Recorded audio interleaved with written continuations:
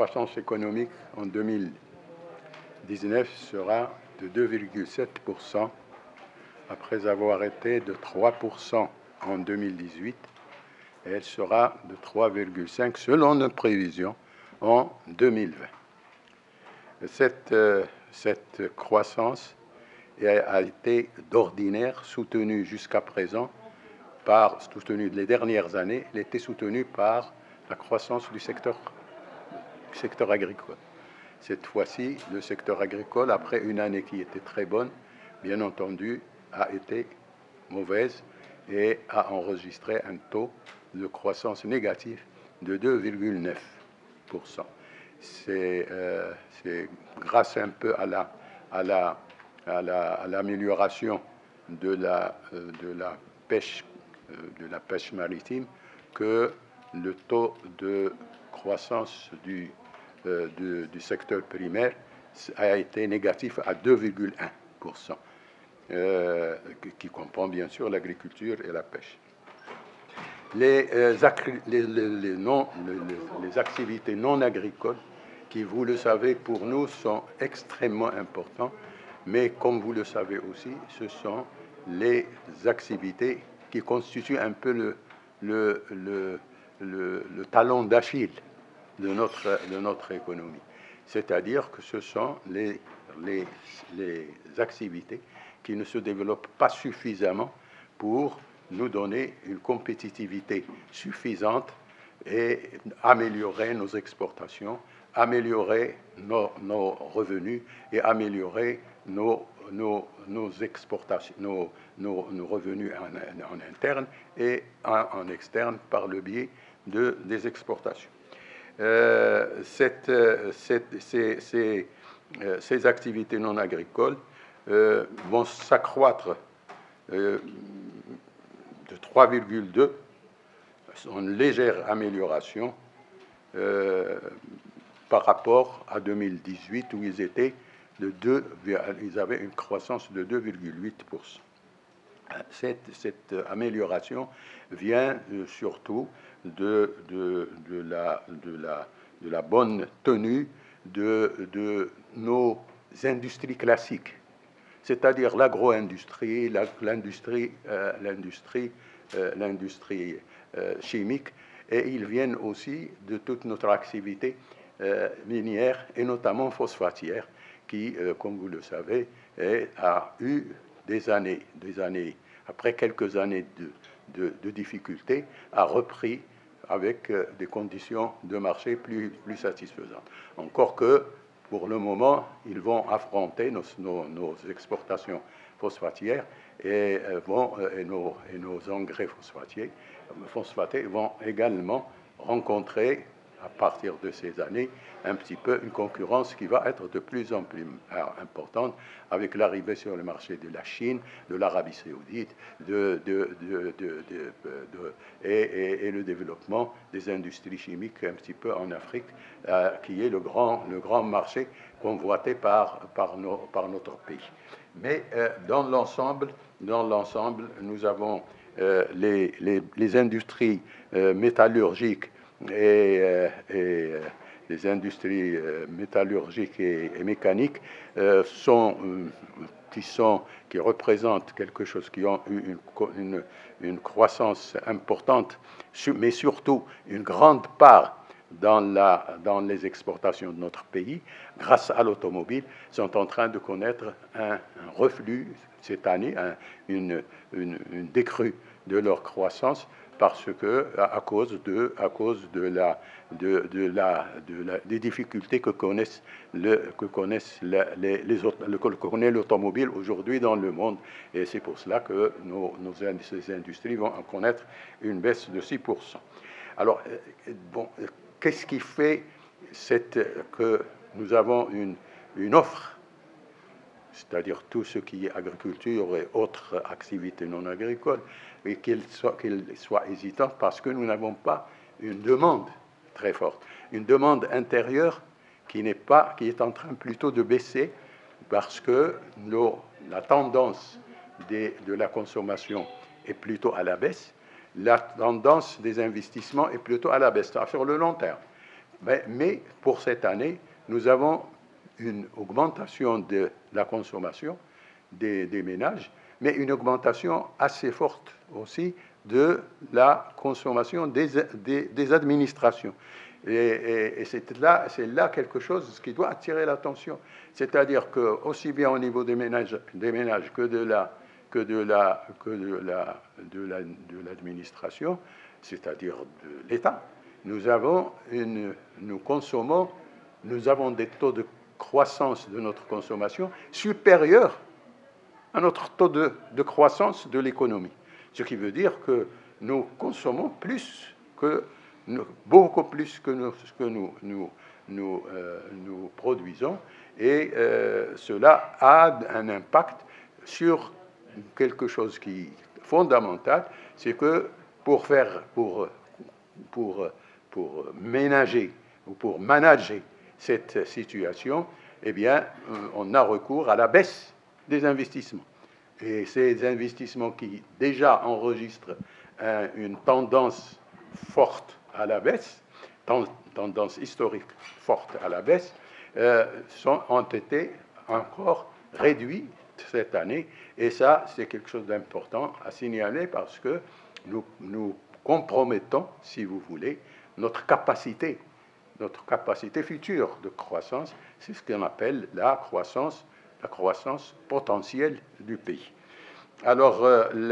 ça en ce qui concerne donc, et surtout, alors cette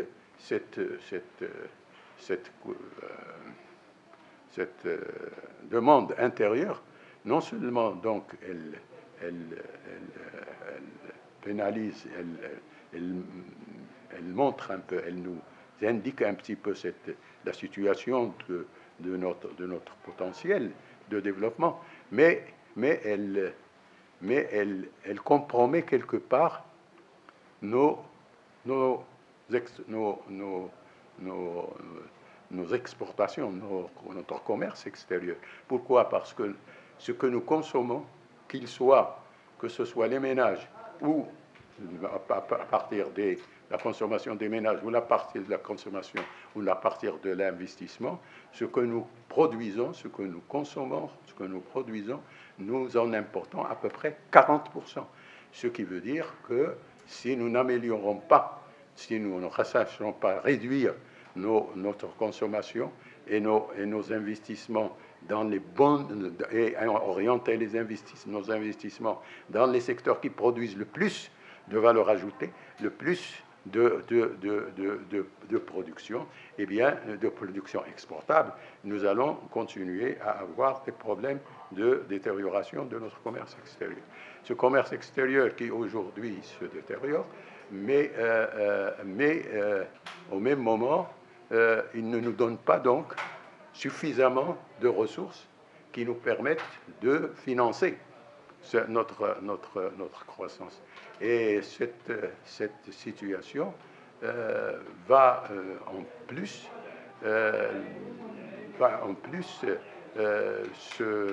nous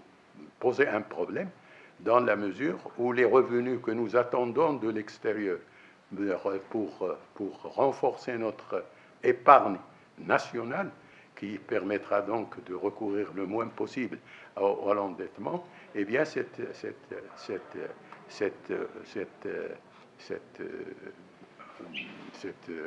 demande extérieure est négative. Elle est négative et par conséquent, nous sommes dans l'obligation de recourir à l'endettement qui atteint, comme vous le savez, qui atteint aujourd'hui, en 2019, 81,3% du PIB, au lieu de 73,4 entre 2010 et 2017, la moyenne qui était dans cette période. Et en ce qui concerne notre budget, vous le savez, le budget a été déficitaire, a enregistré un déficit de 4,5% du PIB en 2019 et qui a été réduit à 3,7% grâce à la privatisation d'une partie de la Maroc Télécom et pour revenir peut-être à 3,6% en 3,7% en 2020. Voilà un petit peu ce que je voulais vous dire. C'est pour encore mettre l'accent, comme nous l'avons toujours fait, sur la nécessité de développer, de croître la productivité de nos secteurs non agricoles, de renforcer nos investissements dans le secteur agricole, de renforcer notre action dans le secteur agricole, aussi bien dans les pôles de développement les plus compétitifs, mais aussi dans le domaine, dans le secteur des petites et moyennes exploitations, qui sont une réserve très importante de valeur ajoutée et d'emploi. Comme nous devrions renforcer notre activité, nos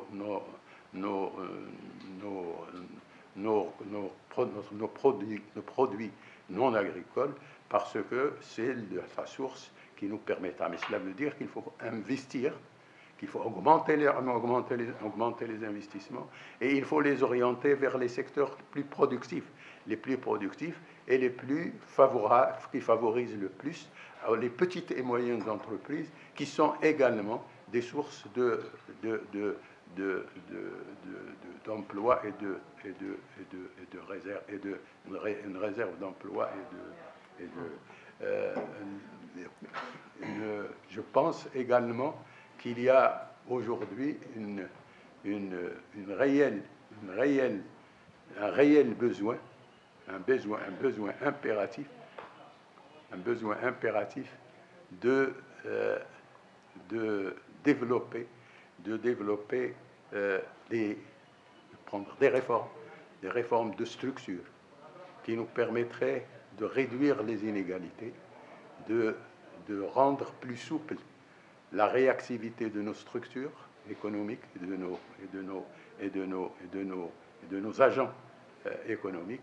et de réduire les inégalités qui, à défaut de cela, risquent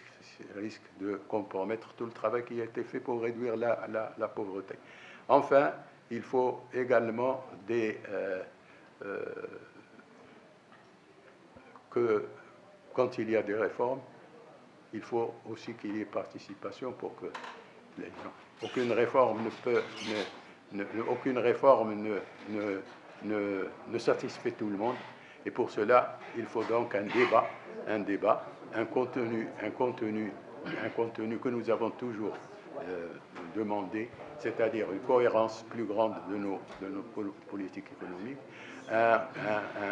une